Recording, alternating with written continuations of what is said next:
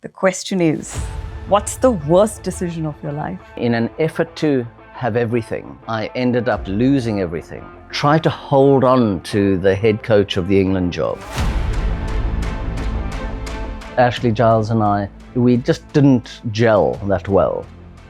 My wife sat me down and said to me, we can't keep going on like this. We came to a crux, a turning point. Tune into the madness, yeah, this is the vision. Welcome to bad decisions. Cause every step in your life is a decision. Bad decision.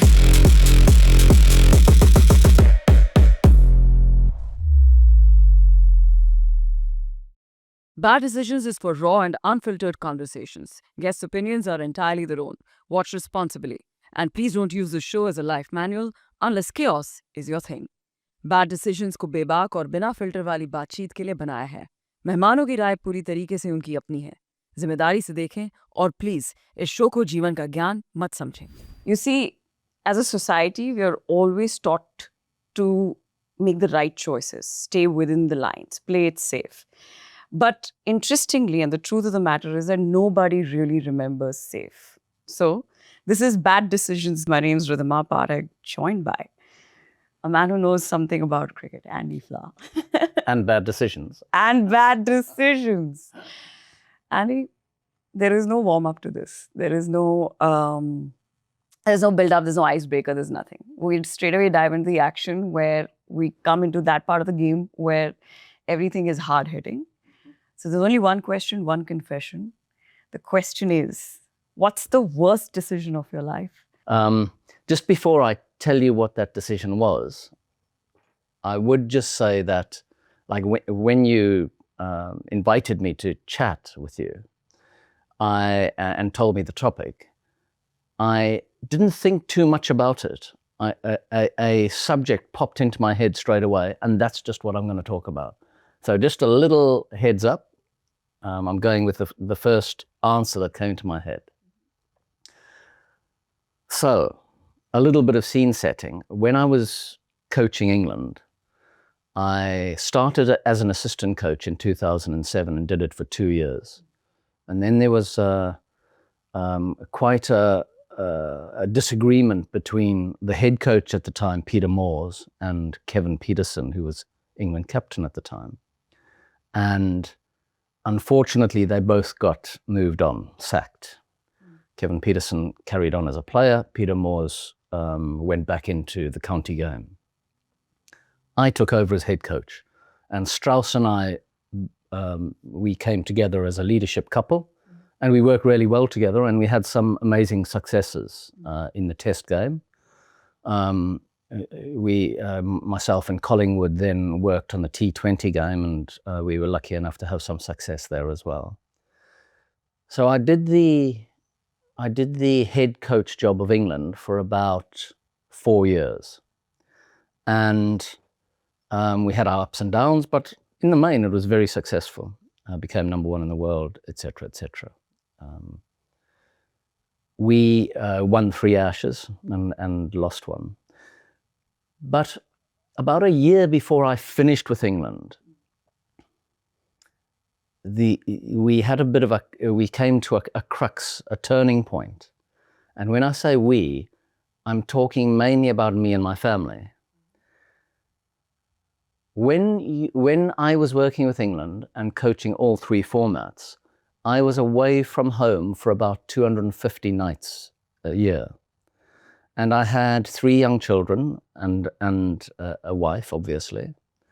And that sort of lifestyle, it does produce some stress on relationships. Personal relationships, yeah. My relationship with my wife, my relationship with the kids, my relationship with the family in general. And at a certain stage, my wife sat me down and said to me, listen, we can't keep going on like this. And if you want to carry on coaching all 3 formats and working like this and being away this long, it doesn't work for this family. So either make some sort of adjustment or things are going to take a turn for the worse. So it was an ultimatum of sorts, which on reflection was, I think, a fair stance for her to take. She was standing up for her relationships, her family, which ultimately are the most important thing. I, on the other hand, I hadn't always prioritized my family, and it's a serious regret of mine. And I know I like just going off at a tangent briefly. A number of people I've heard say things like, I don't have any regrets. I always find that incredible. And I find that incredible because as human beings, we're making mistakes all the time. And some of those mistakes hurt other people. And I regret the instances in which I've hurt other people. And I've done it a lot when I look back at my life, you know, bullying at school, being an average captain, being unkind to some of my fellow players, being a bit of an idiot to some of my opposition sometimes, and not prioritizing my family. So we came to this crux where my wife at the time was saying, we can't go on like this, change something or I will. And I chatted to my boss. The director of cricket at that time at the England Cricket Board was a guy called Hugh Morris. I got on really well with him. We had a very good, honest relationship. He is a brilliant man, a lovely man, and he wanted me to carry on. You know, we were being successful at the time, and I wanted to carry on, but I also didn't want to lose my family. And the solution that we came up with, and this is the decision that I regret, was we fudged a solution. And the solution was I would continue as the test captain, as the test coach, and we would bring in another coach to take over the white ball teams, the ODI team and the T20 team. But I would also oversee that coach and the white ball stuff. So straight away, there was a slight graying or fuzziness around the leadership structure. But that's the decision we made, and we recruited a guy called Ashley Giles to take over the white ball teams. So I continued as test coach and worked with Ashley Giles and Hugh Morris on the white ball teams. And it never worked. It never worked for a number of reasons, I think.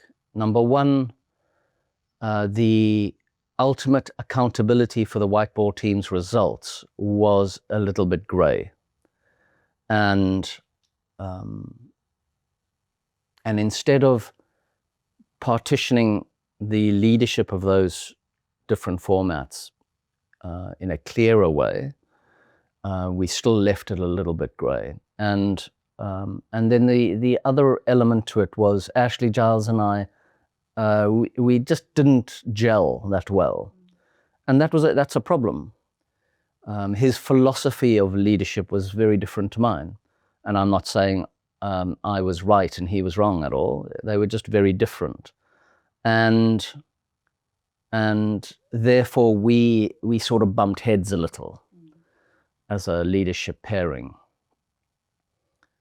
So that decision, in an effort to have everything, I ended up pretty much losing everything. So what happened was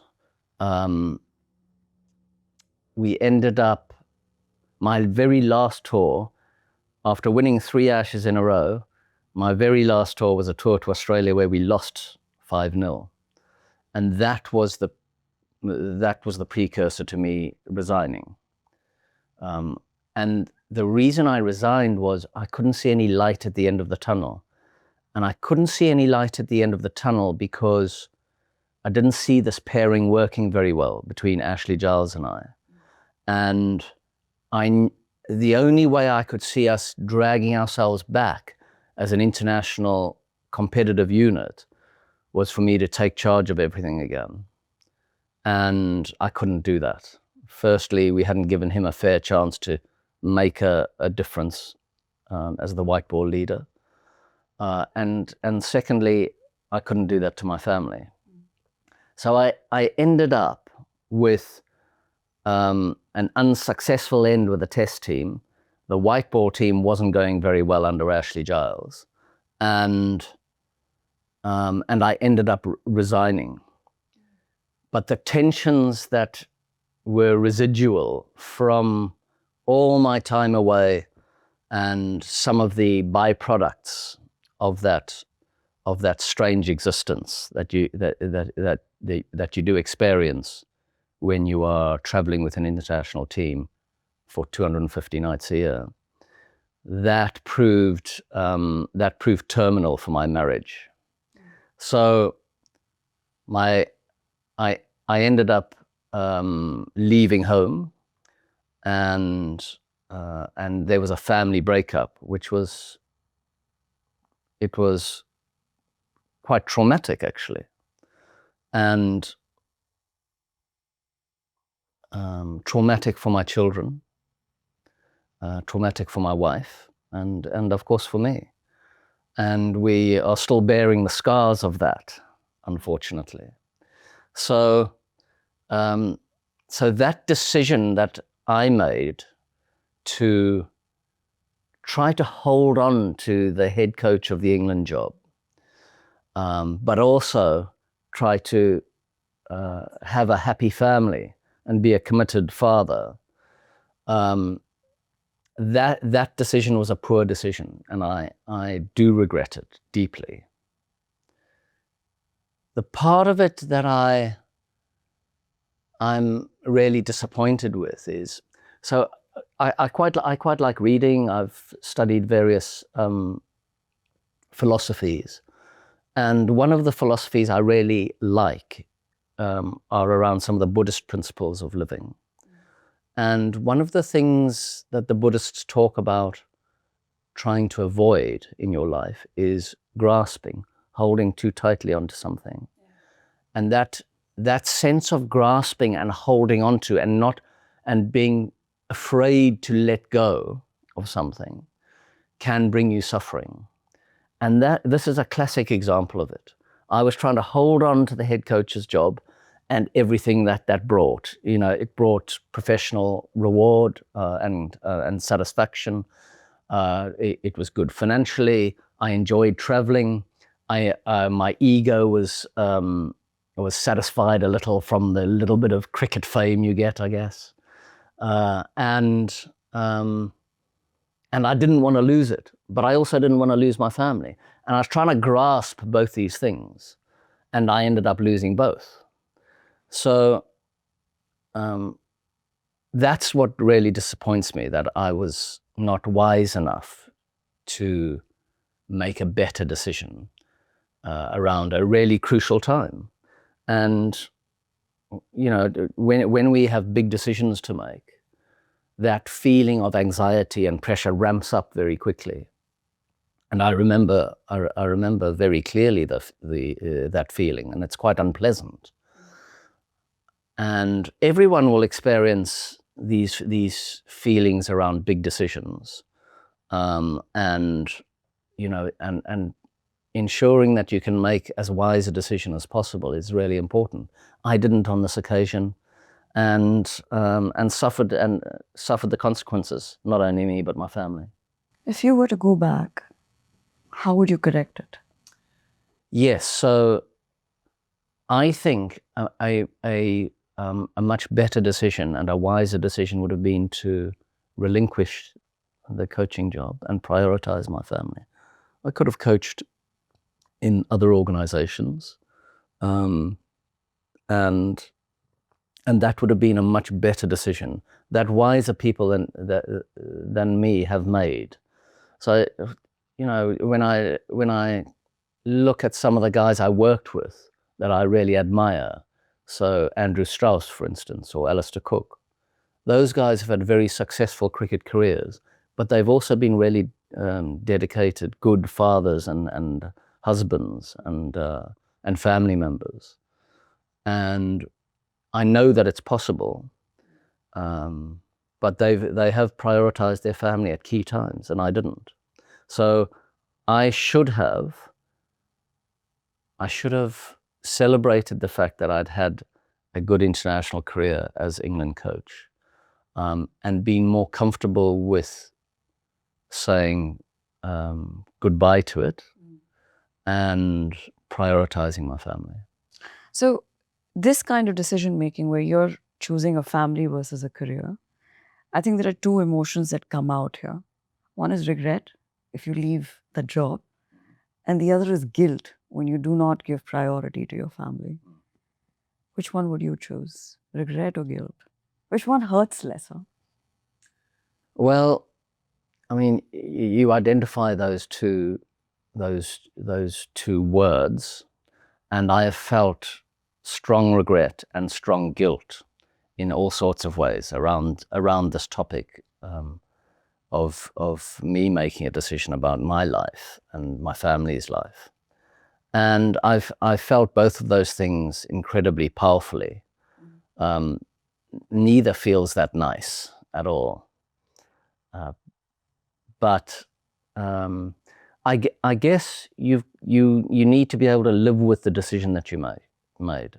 I've been forced to live with this one, and so has my family, unfortunately. But if I had my time again, I would like to be clearer about the priorities that I would identify in the decision-making process, and then be able to make a better decision. You know, Andy, at the level at which you were making a decision, two were extremely important.